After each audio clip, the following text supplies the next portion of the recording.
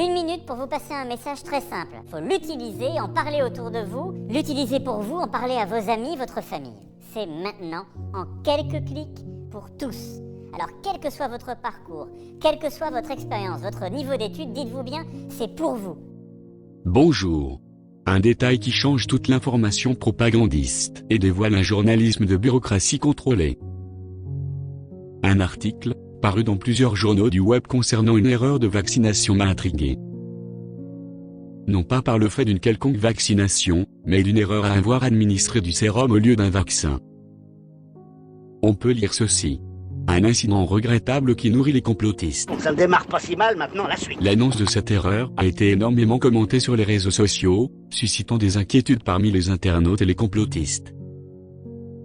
Dans un communiqué, ARS Grand Est confirme que cet incident regrettable est sans conséquence pour la santé des personnes. Elle ajoute que toutes les personnes ont été recontactées de sorte à les rassurer et que de nouveaux rendez-vous ont été programmés les 23 et 28 avril. Si elle indique que l'établissement a immédiatement renforcé son protocole pour garantir la sécurité, la qualité, la continuité et la traçabilité des vaccinations, ainsi que les contrôles, afin d'éviter que ce type de dysfonctionnement ne se reproduise, elle ne donne aucune explication quant aux faits. Vous me répondrez que sur ces 40 personnes, je ne vous répondrai rien du tout. Je ne vous parle plus.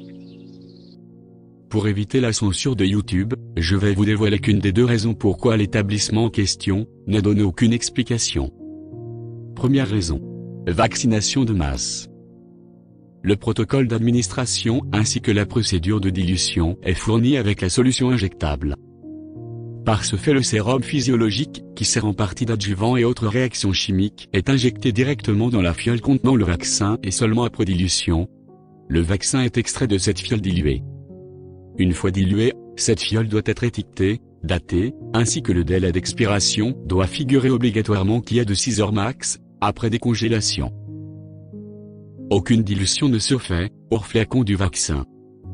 Par ce fait, j'affirme qu'aucune erreur n'était possible à confondre un sérum et le vaccin lui-même. Dans la description sous la vidéo, je vous mets le lien du protocole du vaccin concerné.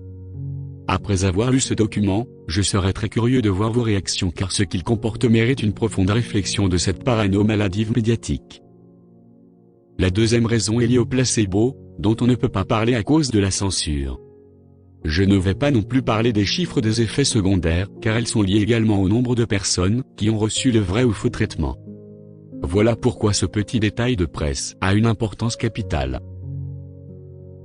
Encore une chose, pas un seul journaliste, pas un média n'a révélé ce détail car le journalisme s'arrête à la porte du journal.